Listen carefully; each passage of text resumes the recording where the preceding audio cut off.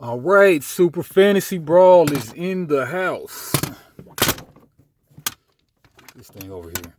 All right, looks like a 2 to 4 player game that plays in 30 to 40 minutes. 14 plus miniature skirmish game. Looks like my type of game. A game with Super Fantasy Brawl is easy to play. Get your 3 cores of magic, manipulation, creation, and destruction. Choose 3 champions and shuffle their decks. Check if you score any active challenges. Exhaust your cores to play actions and or cards. And refresh. Repeat. Contents. 6 champion miniatures. 42 champion cards. 11 challenge cards. 4 player dashboards. 1 arena board. 58 various cardboard tokens. 1 4-player overlay. 8 plastic base rings. And 1 rulebook. 2021, but really came out 2022 by Mythic Games. I'm trying to think of what else Mythic Games does. Do they have that game Omen? No? I don't know. Comes recommended by Watch It Played, and it's on Board Game Arena and Tabletopia, which I don't really take advantage of for some reason. Crack her open.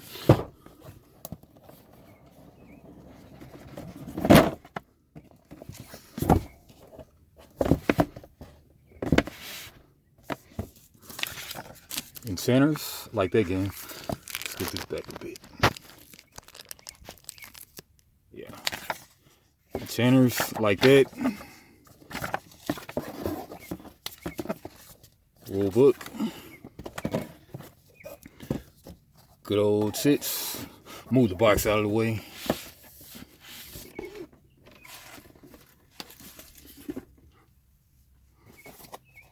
Nice chits.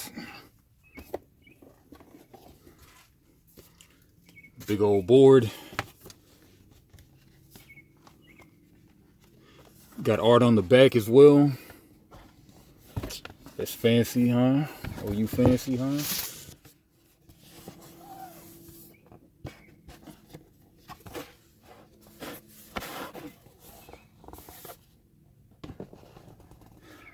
Right. Looks like a 1, 2, 3, 4, 3, 4, 5, 6, 8. Yeah, so 5, 6, 8, 9 hexes in the middle, and then going all the way up again. And then, okay, on this side, it looks like we might have some kind of workflow. We got the draw a card, maybe. Go to check for some points. Go to check for 2 points. Go to check for 2 points again. Go for 1 point, and then maybe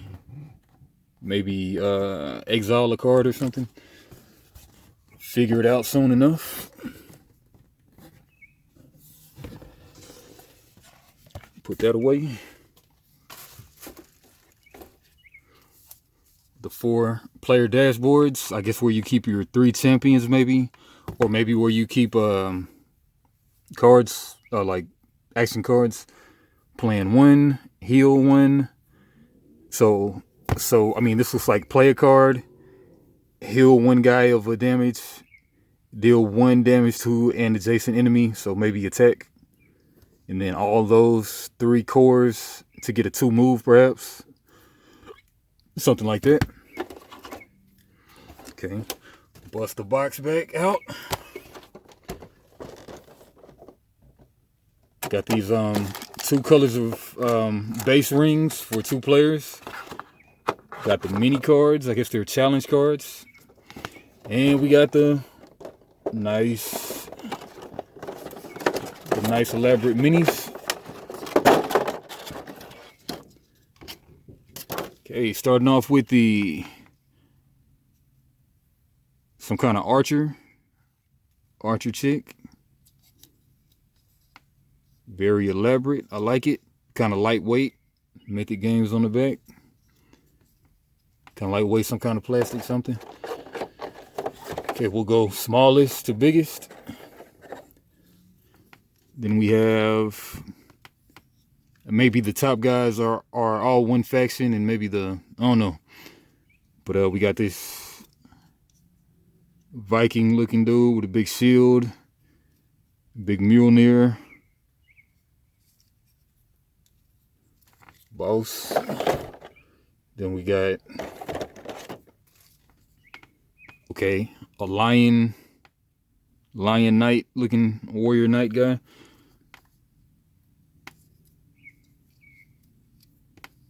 Really cool. Lion faction. Maybe the leader since he's in the middle. But no, since he's a little smaller than some people. Then we got this. She's not a lion. She looks to be another of the just generic human knight faction.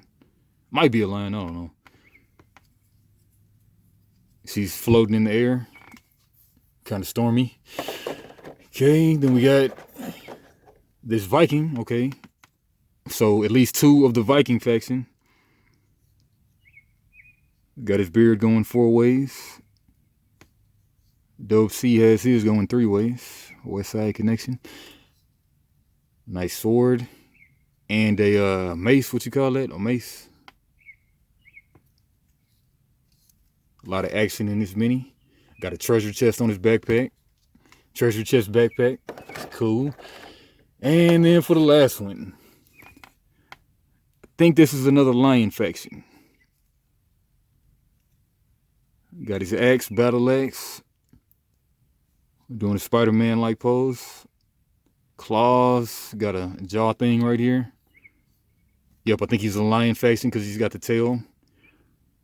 Robot leg. Sweet mini. Alright, so it looks like 1, 2, 3 lions perhaps. Well, 3 lions perhaps. 1, 2, 3. Yeah, 3 lions on the bottom and 3 Vikings on top maybe. Right, check out these cards. Starting with the challenge cards.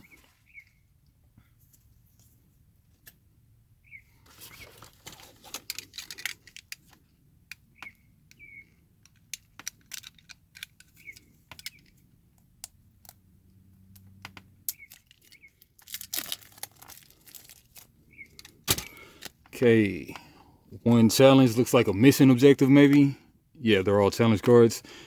Harbingers of Destruction. Control the destruction area. I'm sure there's probably somewhere in the middle of the board. Well, red spot on the board maybe. Control the Defenders of Creation. Control the creation area. Masters of Manipulation. Control the manipulation area. Take the fight to them. Control the enemy deployment area. Display of Might. At least 2 of your champions are leveled up. Domination. Have a champion adjacent to each statue. Pioneer Maneuver. Have a champion in each deployment area. Lay of the Land. Have 2 or more champions in trap hexes. A Word to the Wise. Have 2 or more champions adjacent to Ragnarul's statue. Reach for the Stars. Have 2 or more champions adjacent to Esme's statue. United We Stand. Have 3 champions adjacent to the same statue. And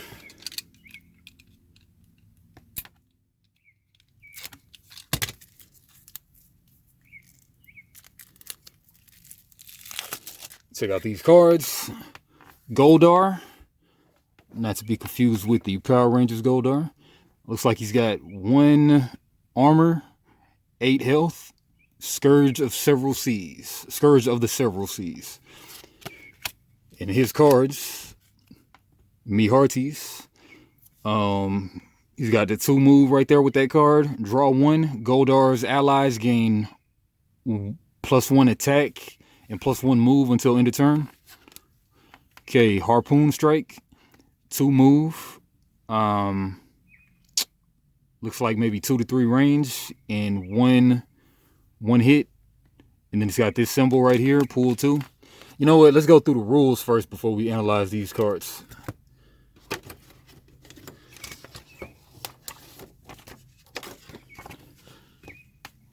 Rulebook. Contents, intro. Yeah, shoot, yeah. Read the intro. It's hard to imagine now, but a few generations ago, Fabuloso was a world of war. Okay, then came Magic, and everything changed. Sure, we created more problems at first, but eventually the Wizard of Fabuloso saw the bigger picture. Dispute over land, simply create more. Hungry?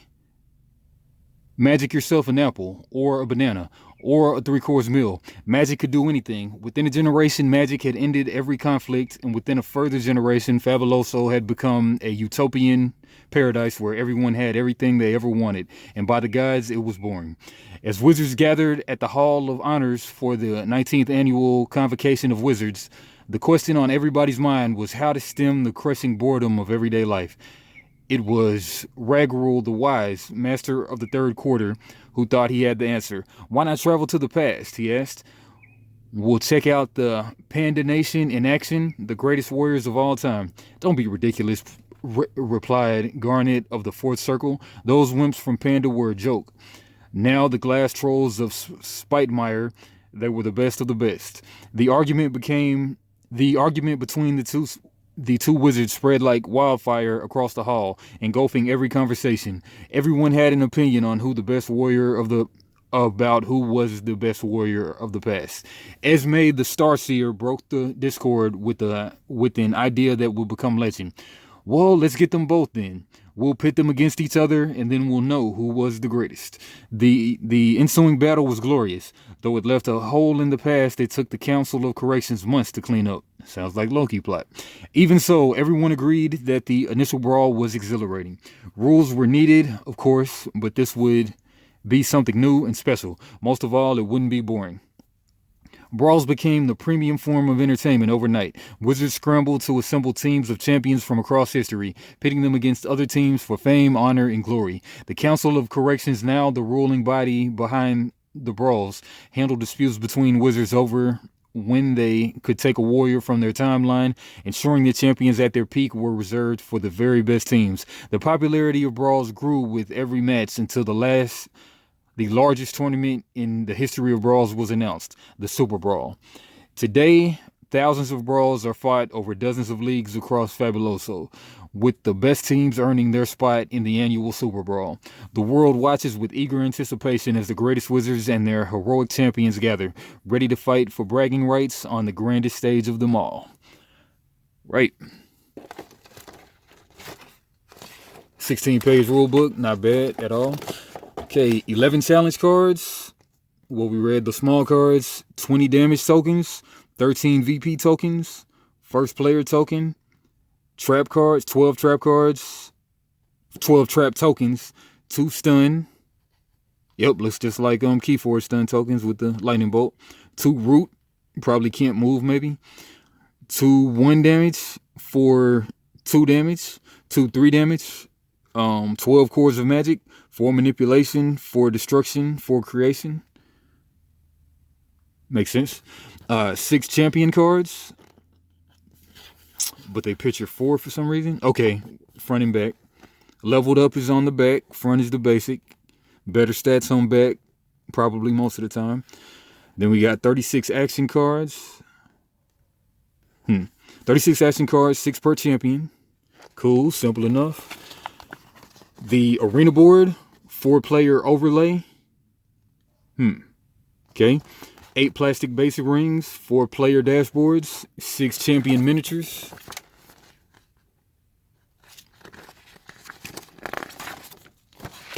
Game setup.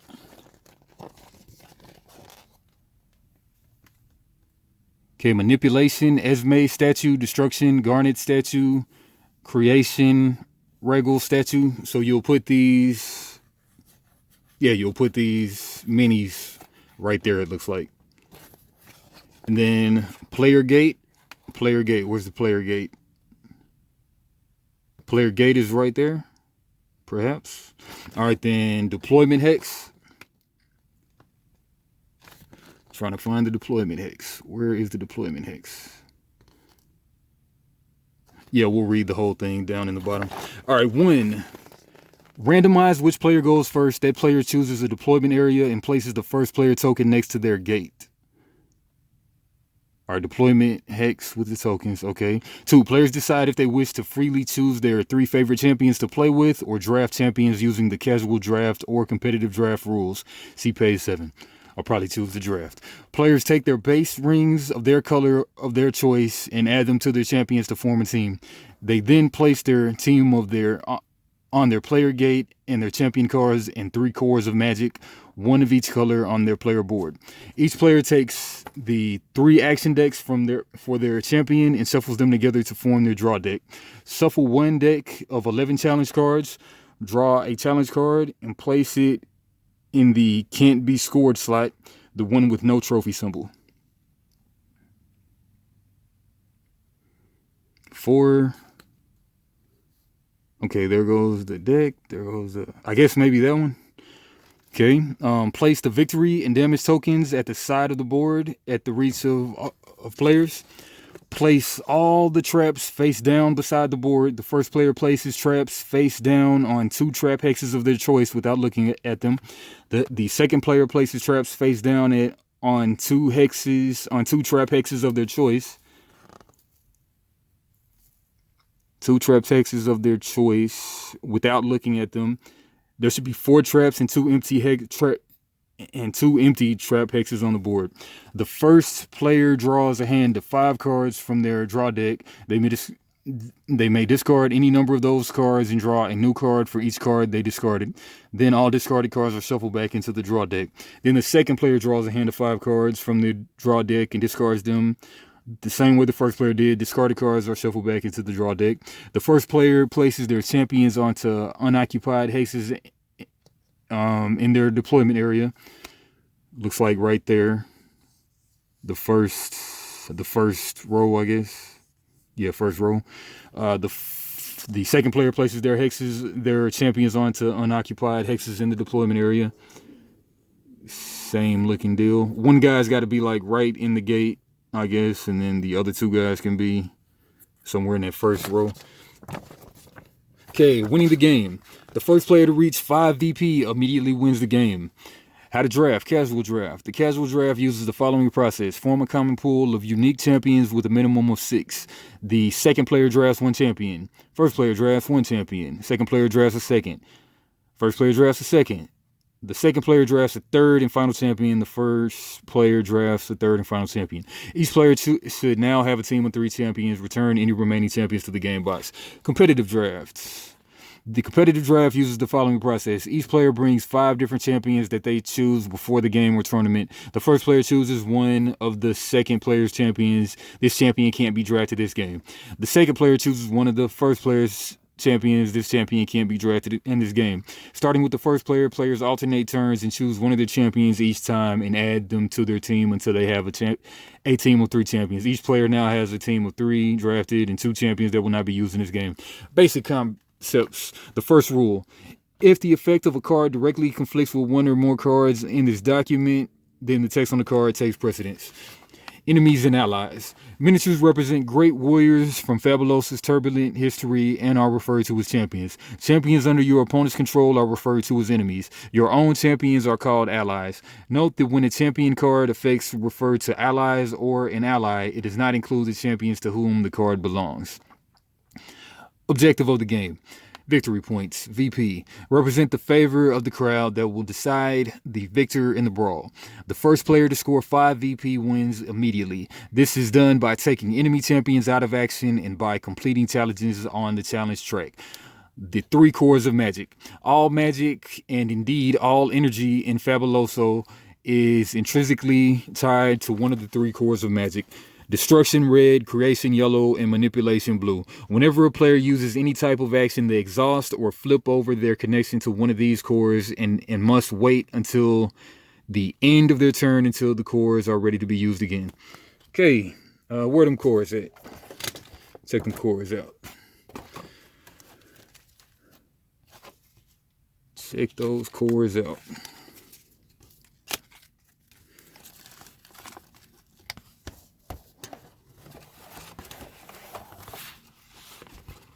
Okay, so 4 players, everybody's got 1 core. So yeah, just flip them over. They become grayed out, browned out. Cool. So it's like you got 3 mana for the turn, 1 of each color. Right. Yeah, towards in a way. When an effect instructs a champion to move towards the game element, each step should decrease the distance between the champion and the game element if possible. If this is not possible, the champion will not move. And of course, you already know, if you want to check out now, you can. I'm just reading the rules. But you can also fast forward to check me. Yeah, stuff dropping down behind me. It's all good though.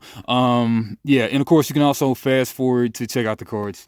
All right, towards in a way. When an effect instructs a champion to move towards the game element, each step should decrease the distance between the champion and the game element. If possible, if this is not possible, the champion will not move. When an effect instructs a champion to move away from a game element, each step should increase the distance between the champion and the game element. If this is not possible, the champion will not move. Keep in mind that when applying a push or pull effect, if a champion can't move the full distance for any reason, they suffer a health damage equal to the remaining distance. Strength and damage. Some cards and effects will deal damage with a broken blood drop, whilst others will state the strength, the PAL, of the attack. The PAL is always reduced by the defense of the target, whilst damage is applied directly to the target, ignoring any defense. Okay, so straight up blood will go. Armor doesn't affect the straight up blood hit. Okay, resolving a card. When resolving a card, if a card can't be fully resolved, forfeit the part that can't be resolved. Note that modifiers only apply on printed numbers, even if the printed number is a 0. Okay, targeting. Unless a card says otherwise, champions can only target enemy champions. Area of effect, AoE AoE attacks that include an enemy champion in the AoE fulfill this condition, even if an ally is also in the area of effect. Makes sense. Open and hidden info.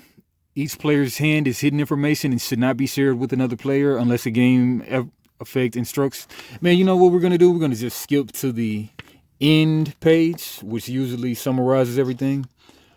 But in this game, it doesn't look like it does. So we'll just skim the rest of this because show you the pages. If you care to read it on your own, you can do that. But everything so far just seems pretty straightforward.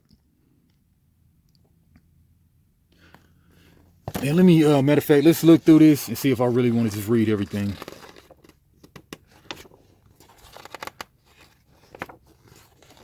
Yeah, it's quite a bit. So, all right, open and hidden info, drawing cards, player turn. The game is played in successive rounds and stops whenever a player accrues 5 or more VP. Each round consists of 3 steps. First player's turn, second player's turn, and advanced challenge track. On a turn, players carry out the following phases in order. Scoreboard phase, the effective player checks if they meet the conditions of any active challenge cards. If they do, they gain the appropriate number of VP and discard the challenge. Activation phase. All right, yeah, let's go to skimming. Scoreboard phase, activation phase, movement, action card anatomy, attacks. Yeah, just shine it so if you want to look later. Melee attack and indirect shot. Area of effect, direct shot. Resolve attack damage, skills, champion card anatomy, upkeep phase, out of action, leveling up, traps, trap effects, the champion suffers root, the champion suffers stun. Fear, force, pull, and push are considered displacement effects. Effects that negate displacement effects will negate any damage those effects will cause. 4-player variant, Super Team Tornado. Rules overview. Okay, keywords. Bloodied. A champion is considered bloodied when they have 3 or more damage. Control. A player is considered to control an area when they have more champions in that area than their opponent. Dash X. A dash is a straight line movement of up to X spaces where the dashing champion must stay in the same hex row of the hex grid. Double, after completing the resolve attack damage, deal that amount of damage to the target one more time. Draw X cards. Fear X. If an action or reaction applies fear, the champion who suffered the fear effect must dash X in the direction run away. All right.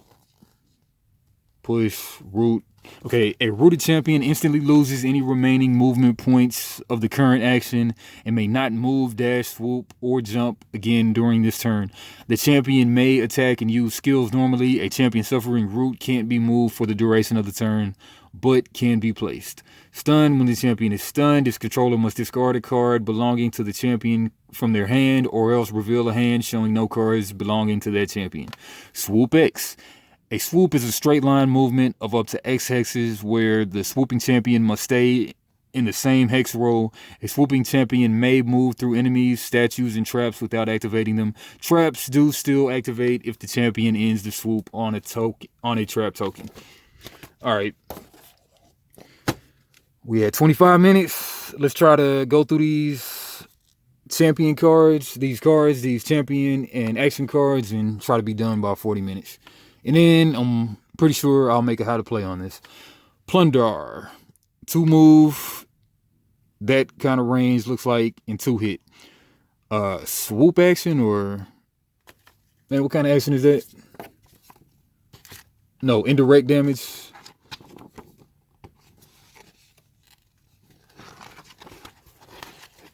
Indirect damage. Yeah, indirect shot.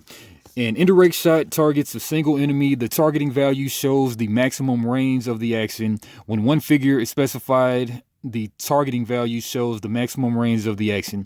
When 2 figures are indicated, the first specifies the minimum and the second the maximum range of the action. To define range, count the smallest possible number of hexes to the target, including the target's hex, but not the activating champion's hex. And indirect shots can target champions through statues and other champions.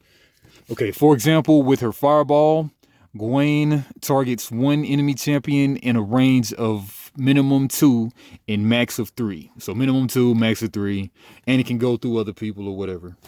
That's cool. From her.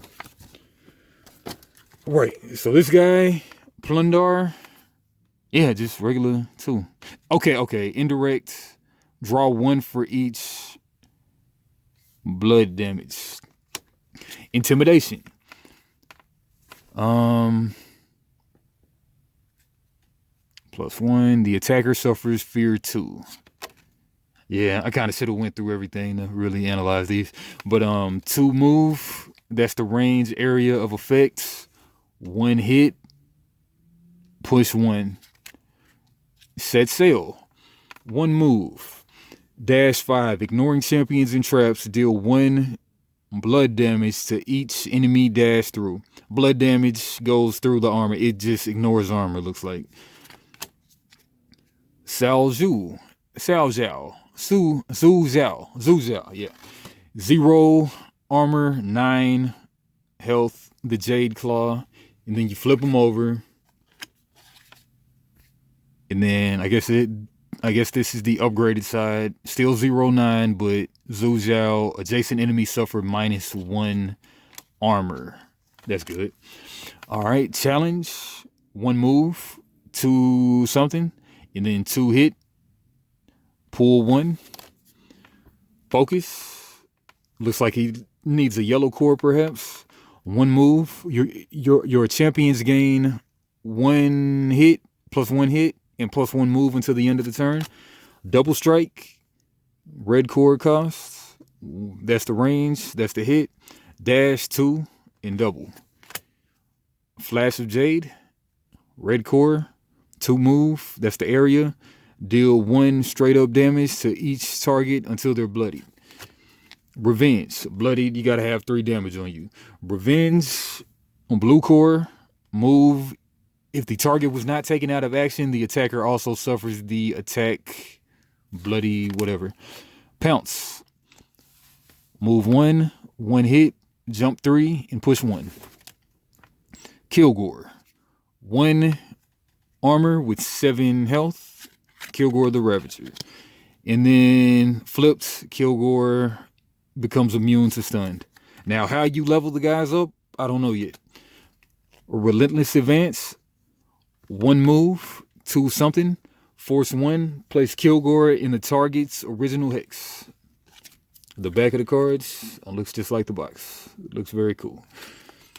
Dark Steel armor, 1 armor, +1 armor, and the I guess the indirect effect, the target gains +2 armor until the end of the turn. Throw, 2 move. One of Kilgore's adjacent allies may jump 3. Maul Thrash, 1 move, 1 hex away, and 2 damage. Push 2. Fury, 2 move, all surrounding hexes from old boy Kilgore, and 2 damage. Heal 1. The Appetite for Destruction, yellow core, 1 away and 1 in front of you, I guess, and 1 hit. Lifesteal, this attack gains +2 damage for each ready standard core you control. Man, so that could be a +4? Yeah, +4 perhaps. Deeren, 0 armor, 7 health. Huntress of the Eastwood. Flip her over, same stats, but Deeren gains +2 armor whilst on a trap hex. Do not trigger traps in Deeren's hex. Make sure she is flipped up before she steps on traps. Okay, Heavy Shot, 1 red core, 2 move, 2 to 3 hexes to the right, perhaps. Yeah, 2 to 3 hexes. 2 damage. This attack gains +1 damage if Deeren is on a trap hex. So indirect, push 1 or push 2 if Deeren is on a trap hex. Hunter's Quarry, 2 move, 4 to the right. The next attack on the target this turn ignores defense and gains +1 damage. Prowl, 2 move, draw 2, plan 1. You may look at a trap token in play, then place it on any free trap hex. Ambush, 1 armor, yellow core. Indirect, place Deeren's adjacent to the attacker. Man, let's read this indirect one more time, because I'm seeing what the purpose of that is. Okay, indirect shot, is that the symbol, or was it something else? Okay, pre-attack and post-attack. Okay. Yep, you get clarity when you really read the whole thing. Pre-attack and post-attack. So this is pre-attack when it's going to the right. No, pre-attack is before the attack, and then post-attack is after the attack. Okay, it makes a lot of sense. Pre-attack and post-attack abilities are effects that take place when an attack card with either symbol is played. Both abilities are mandatory.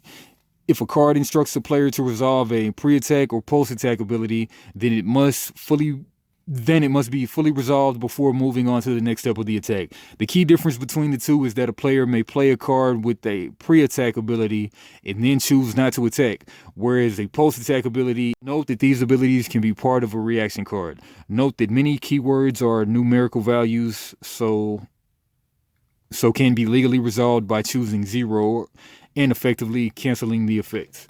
Okay, that's good to know. Okay, Spring the Trap. 2 move, 4 indirect damage, I think, and then 2 hit.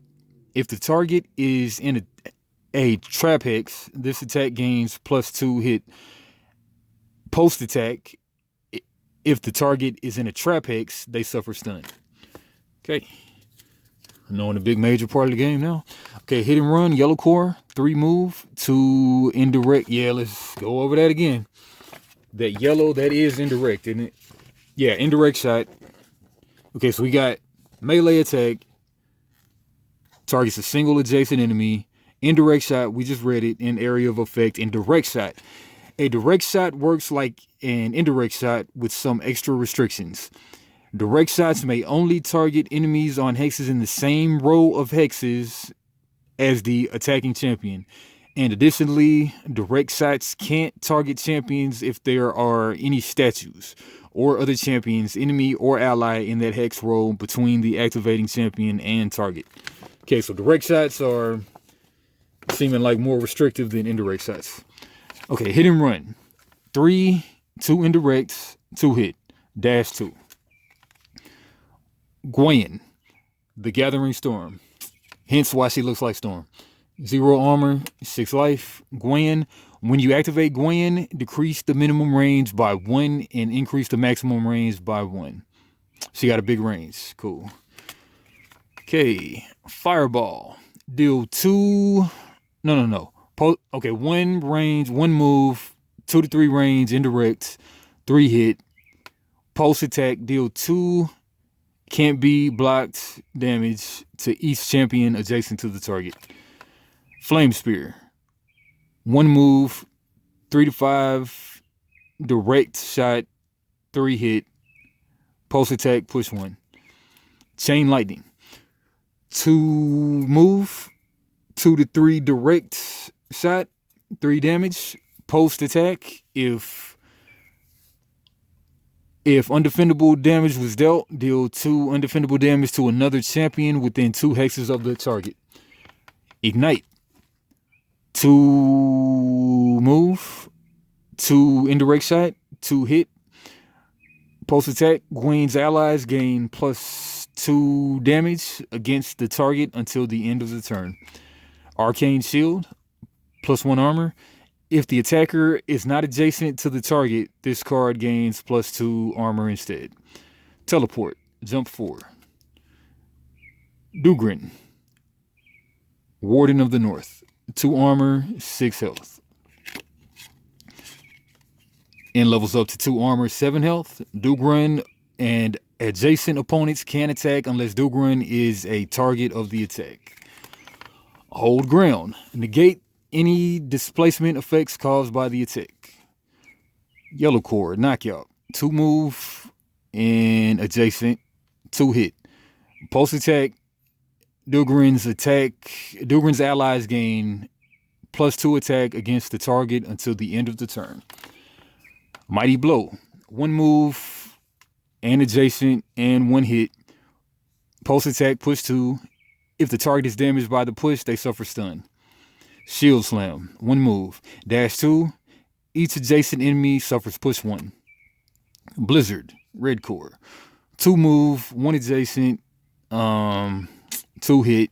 Pulse attack. If undefendable damage was dealt, deal 1 undefendable damage to each other enemy. I'm not sure if there's really undefendable damage, but maybe it's just like if they don't have armor.